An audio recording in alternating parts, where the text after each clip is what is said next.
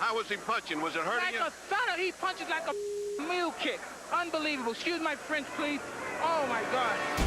Welcome back to Quick Hits here on BLTV Extra. On this series, we take a break from our longer documentary-style videos to briefly recap a fighter's career of note.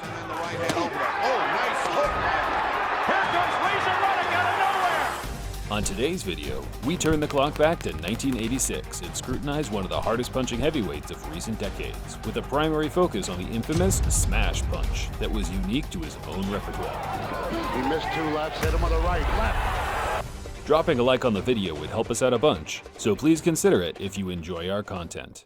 Here now, the frightful power of Donovan "Razor" Ruddock.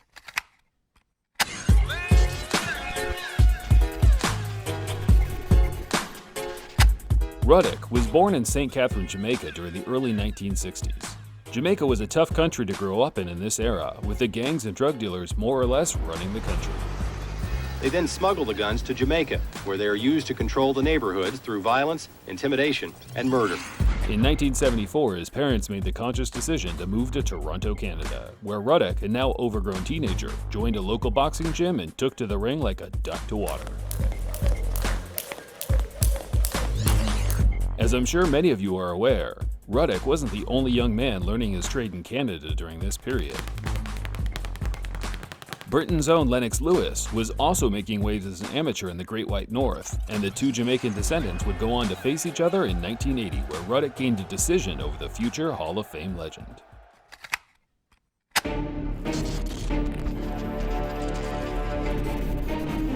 Well, Sam, you have to give both of these guys credit. There's so much at stake. Goes down to the second string, dumps it down, and he may be out. It's all over. It's all over. What an impressive performance by Razor Ruddock. This is the best young heavyweight prospect I've seen in years, Sam. Most fighters could only dream of scoring such a brutal knockout, yet from 1986 to 1991, this was just another day in the office for Razor Ruddock.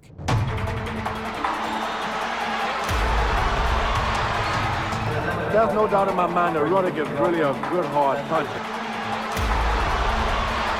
Now, Ruddock is a very hard puncher. Puts him very, very left hand. It was a short right hand. Just 2 lefts, hit him with a right, left. His attack is very, very vicious. During a 5-year period, Donovan scored 16 consecutive knockouts, each and every one being set up by the smash. The punch today is closely resembled by the shovel hook, a sort of uppercut/hook that is usually thrown to the body from a 45-degree angle while keeping your elbows nice and tight to your hip. Donovan was different for the fact he could throw the shot from any angle, with his elbows at any distance. And to top it off, he was predominantly a headhunter. It was entirely against the grain, but that's what made it so successful. Plus, the impressive string of knockouts have put Razor Ruddock on the cutting edge of stardom. Despite beating 3 former world champions, Ruddock was struggling to get a title shot. Evander Holyfield looked the most likely to entertain the idea, but changed his mind at the last minute and elected the more lucrative option in George Foreman. Yet, there was another man lingering around the division. He wasn't a world champion anymore, but still considered the very best in his category, perhaps even pound for pound. I'm gonna fight, and destruct the world because I'm the best fighter in the world. Tyson needed a marquee win himself after suffering his first career loss to Buster Douglas. Ruddock was in the right place at the wrong time. Or was he?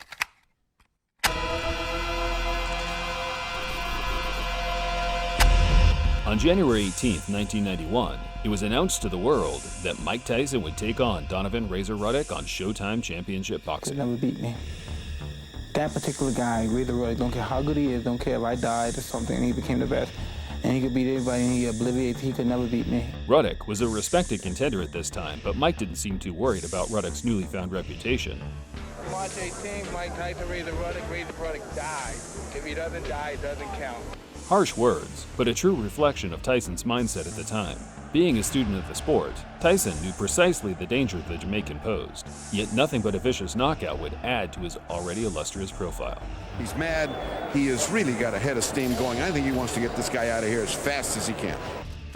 Both men weighed in terrific shape. The world was ready for a toe-to-toe battle. Round 1 scheduled for 12. The difference in size immediately apparent. Associate Minister. Tyson hitting afterwards. And the bad foot carries over. Tyson came out like a man trying to make a statement. He bashed around Ruddock and scored an early knockdown, although the referee, Richard Steele, should have seen that it was nothing more than a slip and trip. In round 3, Tyson put his man down once again, this time in clean fashion as he caught Ruddock with a nice counter left. There's a left by Ruddock, a left by Tyson. A Mike Tyson highlight reel is incomplete without that look of, what the hell am I doing fighting this guy, right across Ruddock's face. However, it'll never tell the story of what actually happened in the fight.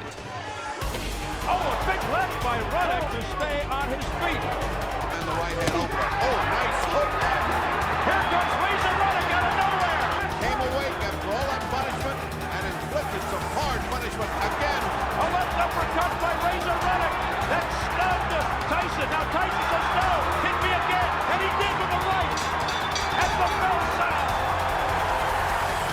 Ruddock finally found his range. The smash was landing, Tyson's knees were buckling, and Donovan was racking up the points. Round 6 was dominant for Ruddock, with a few thudding shots on the bell ending with a shove and a disrespectful stare at the former champ.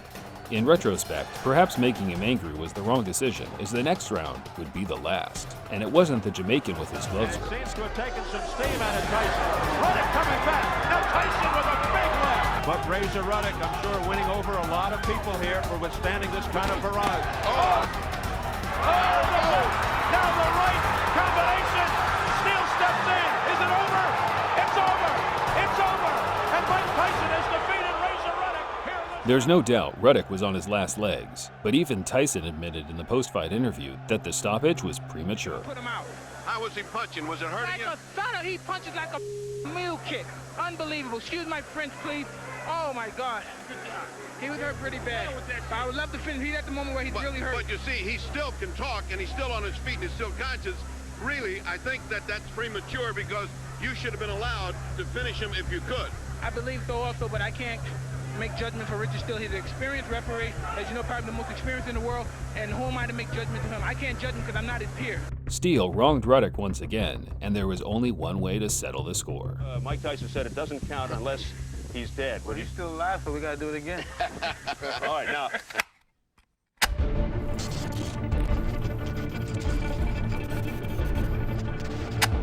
I think you could argue, in all 40 Tyson fights to this point, Ruddock was his most robust victory, which makes the rematch just 3 months later that much more admirable. Championship. You know, talk about unnecessary risk. Here's Tyson. He's already #1. He's already going to fight for the title. What's he got to gain? Nothing. What's he got to lose? Everything.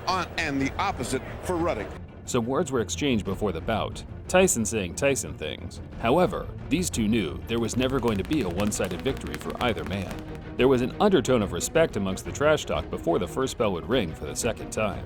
You're sweet. I'm gonna make sure you kiss me good with those big lips. The hard-hitting Donovan Razor Ruddock. To sum up the rematch in 3 words, all-out war. Almost disdaining. Ruddock is now tying up Tyson with a very damaging counter from Ruddock. Big right by Tyson. Oh, down goes Ruddock off an overhand right. Tyson started stronger once again and floored Ruddock in both the second and third rounds, identical to the first fight. As Donovan laid on the canvas smiling, which he seemed to do far too often, he kept the fact his jaw was broken to himself. 6, 7, 8, here we go. And they continue. I never saw anybody get up off the canvas as well as Razor Ruddock does. He keeps getting up off the canvas. There goes the mouthpiece. 4th round. Oh, tremendous uppercut by Donovan. Ruddock fought a further 9 rounds with a busted jaw. Tyson landed heavy shots at every moment, but was met with a smash before he could deliver the final blow. Sucking air, looking for that second win. Now, here's Ruddock with the left. Another left. Done. Time to start his offensive. Oh, what a hook by Ruddock. And back comes Tyson. Ruddock had his moments, but Tyson is an ATG for a reason. The Brooklyn-born slugger proved his doubters wrong and earned the hardest points decision of his Hell of career. a heart to come back from some of those shots. This guy hit you some major shots. Hey, man, that's what it's all about. And you have got to have some kind of award from getting up from knockdown smiling. You must have the record of getting up smiling from knockdown. It's better than crying. Tyson ended his post-fight interview saying Ruddock was a tough guy and would have a future, which was sadly wrong for the fact Ruddock's resilience would never be the same.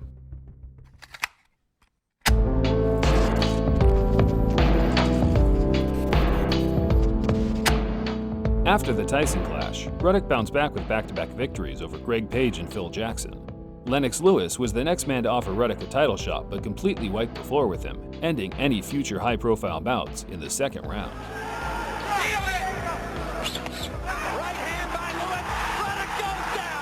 For the remainder of his career, there were huge chunks of inactivity.